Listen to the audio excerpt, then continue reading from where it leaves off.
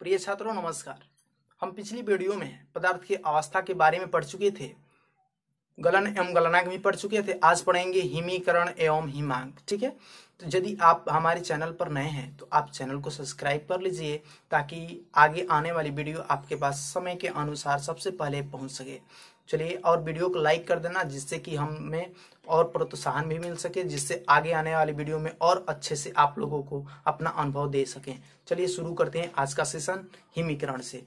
हिमीकरण में क्या होता है इसके बारे में देख रहे हैं। तो किसी पदार्थ का द्रव अवस्था से ठोस अवस्था में बदलने की प्रक्रिया को हिमीकरण कहते हैं। ठीक है, चलो इसकी परिभाषा देखते हैं। किसी पदार्थ का द्रव अवस्था से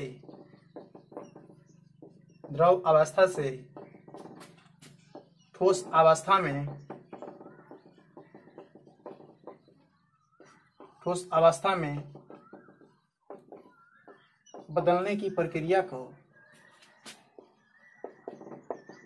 बदलने की प्रक्रिया को हिमीकरण कहते हैं।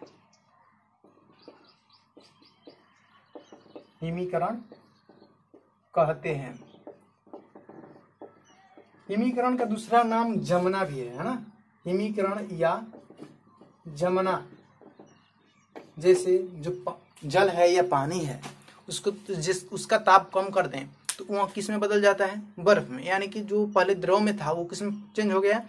ठोस में। यानी कि बर्फ क्या होता है? ठोस होता है। ठीक है, हम ये भी जान लो कि जो हीलियम होता है, हीलियम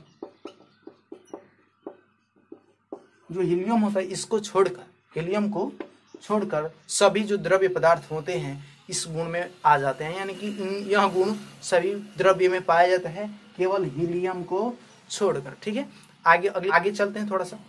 जब ताप का मान हम कम कर देंगे, यानी कि जो द्रव होगा उसका हम ताप कम कर देते हैं, द्रव का ताप हम क्या कर रहे हैं? कम कर रहे हैं।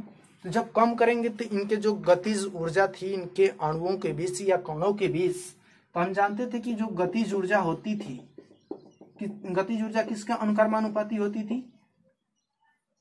ताप के। ठीक, तो ताप हमारे यहाँ पे क्या हो रहा है? कम हो रहा है, तो गतिज ऊर्जा भी क्या हो जाएगी? कम हो जाएगी। तो जब गतिज ऊर्जा उनमें कम हो जाएगी, तो गतिज ऊर्जा जब कम होने शुरू हो जाएगी तो उनके पदार्थ एक दूसरे से क्या हो जाएंगे? सिकुड़न उसमें होने लगेगी या उन दोनों कणों के बीच आकर्षण उत्पन्न हो जाएगा, जिससे कि वह जमना शुरू हो जाएगा और कुछ देर के बाद वह क्या हो जाता है? जम जाता है। ठीक है, इसके बाद से जैसे में लिख लो, जैसे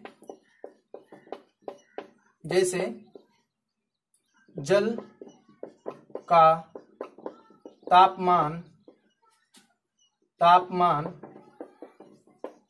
कम करने पर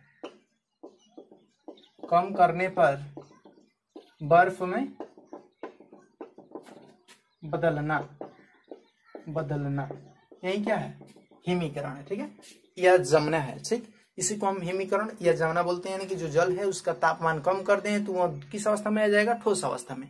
अब बात आती है हिमांक की। हिमांक किसे कहते हैं? तो जो यहाँ हिमीकरण हो रहा है, जिस तापमान पर जो द्रव है ठोस अवस्था में परिवर्तित हो जाएगा उस तापमान को ही क्या बोलते हैं?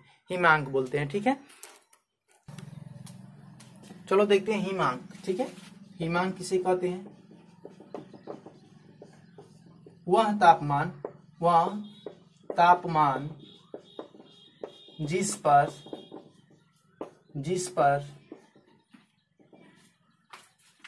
जिस पर कोई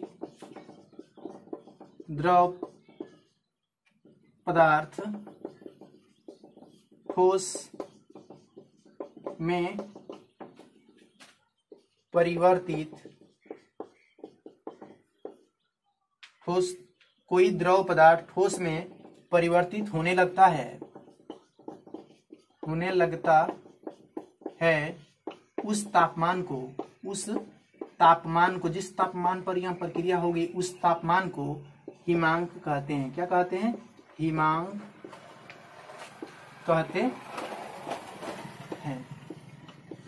ठीक है, अब समझ गए होंगे कि यानी कि जिस तापमान पर जो द्रव है ठोस अवस्था में कन्वर्ट हो रहा है यानी कि बदल रहा है, उसी को क्या बोलते हैं, हिमांक बोलते हैं। ठीक है, तो उसके बाद से समझ जाओ कि जो विभिन्न प्रकार के बैक्टीरिया पाई जाती है या पौधे पाए जाते हैं या जीवित अंग रखे जाते हैं हॉस्पिटलों में, वो जीवित कब तक रख सकते हैं, यानी कि जो जीवित अंग है दूसरे में लगाने के लिए जो हिमांक बिंदु होता है यानी कि हिमांक जितना होता है उस हिमांक के कम तापमान पर उसको रखेंगे तो वह उसके जीवन काल जो होगा वो क्या हो जाएगा, बढ़ जाएगा। यानी कि जो बैक्टीरिया होंगे या कोई पौधा भी हो सकता है या जो जीवित अंग हमारे शरीर से दूसरे के शरीर में लगाना हो तो उस जो अंग होता है जीवित अंग उसको हम हिमांक बिंदु के कम तापमान पर ही क्या करते हैं, रखते हैं, जिससे कि उसका जीवन काल सदैव बना रहे या कुछ दिनों तक और भी उसकी जीवन काल क्या हो सके, बढ़ सके। इसी के कारण हिमांक बिंदु से उसका क्या करते हैं, नीचे रखते हैं। ठीक है,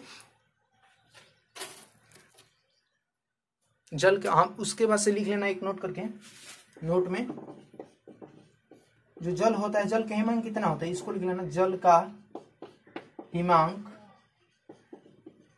0 अंश सेंटीग्रेड या उसी तरह से 273 केल्विन या इसको लिखो या 273.16 केल्विन क्या होता है। ठीक है, बीच में यह है। ठीक, तो आज के लिए इतना ही, धन्यवाद और चैनल को सब्सक्राइब जरूर करें। ठीक है, और बेल आइकन जरूर दबा लेना जिससे कि वीडियो आने वाली जो होंगी वो सबसे पहले आपके पास पहुंच सके, और अपने मित्रों के साथ इस वीडियो का आप शेयर कीजिए जिससे कि आपके मित्रों को भी लाभ मिल सके इस वीडियो से। ठीक है, और जहां भी समझ में न आए वहां पर आप कमेंट करके कमेंट सेक्शन में पूछ सकते हैं। धन्यवाद।